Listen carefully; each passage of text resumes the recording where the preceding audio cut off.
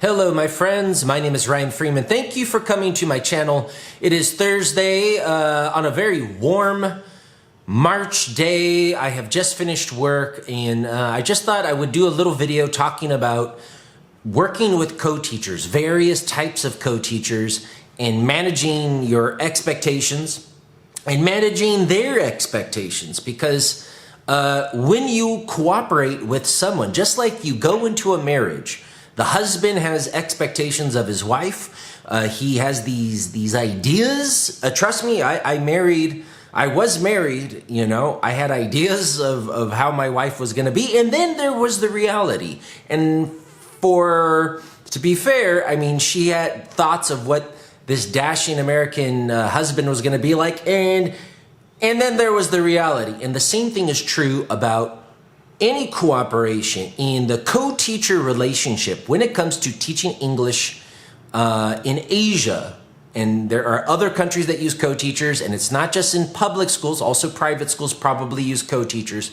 But I am a public school teacher in both junior high school and senior high school.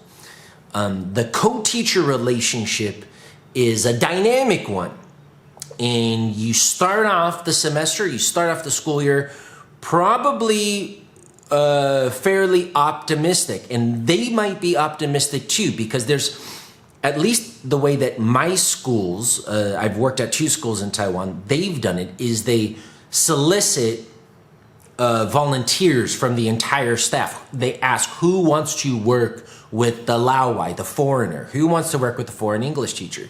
And a lot of people are afraid to. So the people that step up, the people who do end up becoming your co-teacher, these are people who want to try this. Maybe they've had experience before, or they're just curious. So they're optimistic, and you know, of course, you know, there's a feeling out process, just like in any relationship. But as there are 2 captains, so to speak, in a classroom, both the local Taiwanese teacher, if you're teaching in Taiwan, as well as you, the foreign English teacher, dealing with this group of students, you know, there has to be a lot of feeling out, and perhaps as much clear communication before you begin teaching together as to who is going to command the class, how the class is going to be structured, what class materials you will use. Will you use a textbook? Will you use a magazine? Will you use multimedia? Or is it just up to you to do whatever you like? So I have talked about working with my co-teachers in the past. I have had problems with some. In fact, the very beginning of this semester, I had a meeting with all of them. And one of the problems that I had in the previous semester was lack of communication. So the first thing, before I even started my classes, my co-teachers all came up to me almost individually and gave me papers as to the class schedule, any classes that they might not be there, any classes that may need to be rearranged. So we've worked out a lot of problems from the previous semester. Also problems of leadership. And I had talked before with them just how I have had, you know, I've had my feelings hurt, you know, when I came in with a dynamic lesson and they wrested control of the classroom from me and my lesson fell flat. Well, it's not that big of a deal, but it is nice to know who's gonna guide the class. Now, it may not be the same dynamic for all of you guys, but one of the things that my co-teachers have all said to me, Ryan, you're the boss, you're the boss. And I feel like in some ways, them telling me you're the boss is sort of a joke, because I sort of made a big deal about it last semester. And so they're sort of just like soothing my ego. And what I found was with a couple of my co-teachers, they, in the junior high school, is they want to do this readers theater project, and they said, you're the boss, but here's our ideas. And I don't really have any experience teaching a full semester of readers theater, which is basically what it is. So I said, look, okay, I'm loving your ideas. Thank you. Give me as much materials as you have. and let's just figure it out. Well, as I started to go in the very beginning, or a couple weeks ago, I noticed that my co-teachers were a little shocked at the way I was approaching it. I was just approaching it the way I thought best. The thing is, even though they had said, Ryan, you're the boss, in fact, they had very strong ideas of how the class should go. They, in fact, did not really want me to like command the class and do all these things that I was thinking I was going to do.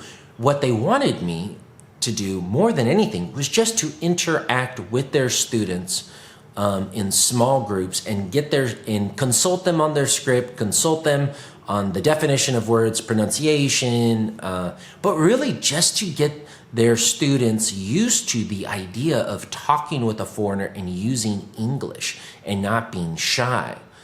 And as soon as I realized that, I was like, well, let me just give it a try. Like, Ryan, sometimes, and maybe this is for a lot of people, but I'm surely guilty of this, is that if someone tramples my plans, even if it's a bad plan, my ego gets damaged. And I'm like, no, we're going to do it my way or the highway.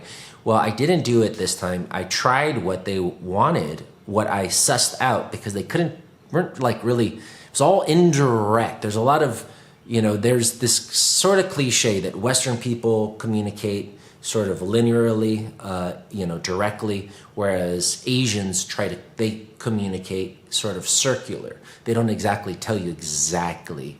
They beat around the bush and go around until you really get the idea. Well, once I really got the idea of what they wanted, I decided to try it. And in fact, I loved it more than my plan, and it relieved me of a lot of pressure and has made my classes so much more interesting and has opened my eyes to the various ways I can work as a foreign English teacher. I don't need to be constantly commanding and directing and entertaining classes like I have been used to. I try to like razzle dazzle a lot of my classes, and I don't have to. I can just engage with them in a more casual way. And what I found is that, in fact, I'm getting to know these students a lot better and their personalities. And so I really have enjoyed that very, very much. And I think I want to do that more. So my co-teachers, thankfully, have been a fantastic influence on me as a teacher and in the way that I understand my students. Now, there are co-teachers that I have very little communication with. We sort of, at the beginning of the semester, plan out what units or what chapters we'll cover in the class material, and we really don't say anything. They just stand on the side of the classroom, in the back of the classroom, occasionally ask me a question, occasionally jump in, and that works fine too. Other teachers that want the maximum amount of collaboration, that I have one teacher who uses more of my free time or office time to collaborate than all of my other co-teachers combined, and she even is proud of giving me homework and pushing me to make PowerPoint presentations and all of these things. And of course I resist work. I'm lazy. I'm a great teacher, I think. People have said that. I try to be. I try to make my classes as chock full of engagement and practice and energy as possible. But I'm lazy. I don't want to spend all my free office time doing PowerPoints and grading worksheets. In fact, one of the reasons I've chosen to become a public school teacher in Taiwan and not working and not trying to get a job at a prestigious international school or something like that is because I don't want to grade worksheets. I don't want to have to do all this planning. I like to be able to just go in and be free and have fun with these kids. And I will say this, although one of my co-teachers does give me a lot of this stuff, I feel like she's trying to change me into like a real full-blown teacher with lots of responsibilities, like worksheets and grades and all of that. I mean, I don't blame her. She's a perfectionist. I love her. She's really cool. She's my friend. But she's just another example of another kind of co-teacher. So lots of different co-teachers, lots of different personalities that you have to deal with. And it's not always easy being a foreign English teacher. First of all, especially if you don't speak Chinese, then you can sometimes feel alienated. Like I'm the only foreigner in my office in the entire school. Everyone is speaking Chinese.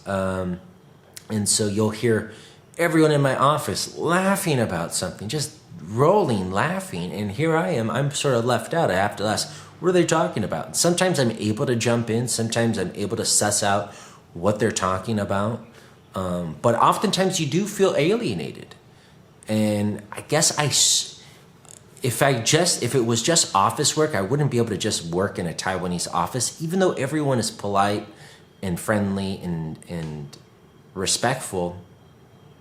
I just find that I do need some engagement. I do need interaction, and that the real joy of my work week is in my classes with the students. I leave my classes feeling energized, and sometimes in the office it can be a little difficult.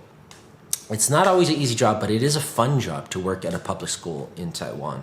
It is a school with a job with many challenges, and I think, I could talk about these challenges in depth. I could give examples. I could tell you a lot of drama that goes on, because there's a lot, and alliances and cliques and stuff like that amongst office staff. But I'm not going to. Just say that, the office presents its own challenge. Being someone who is not a fluent Chinese speaker, I'm trying to work on it a little bit. I do need to be more diligent. My school is amazing. They said, Ryan, we'll buy you any books you want. So I've ordered a couple Chinese language learning books, and I'm trying to practice with my students as much as possible. And so speaking Chinese, some people have asked me, do I need to speak Chinese to teach English? No, you do not. No, you do not. They want you to speak English, but officially. But actually, a lot of your students and co-teachers love it when you speak Chinese. The more Chinese you know, the easier your time will be in this country. And it is something that I realized driving home today, that I really need to focus on that. It's the one skill I believe that would radically improve my life in all facets, not only working.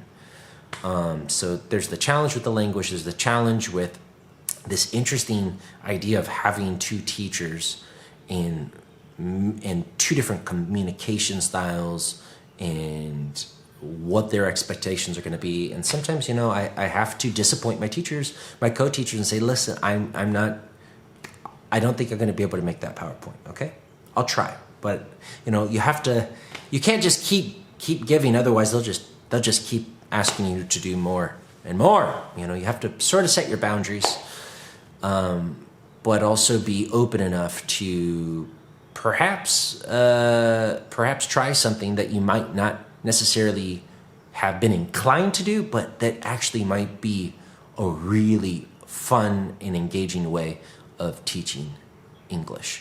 Okay, I hope that wasn't too abstract or too convoluted, but it is a fun job. It is a fascinating job. There's been a lot of kind of crazy ups and downs in my life as an English teacher throughout my entire career in China, America, Japan, and here. It's constantly going on. It's a constant learning process. If you guys have any good co-teacher stories, put it down below, or any good office stories, put it down below. Any tips on how to learn Chinese as fast as possible, put it down below. And let me know what you guys want me to talk about. My name's Ryan Freeman. Thank you for watching. Bye-bye.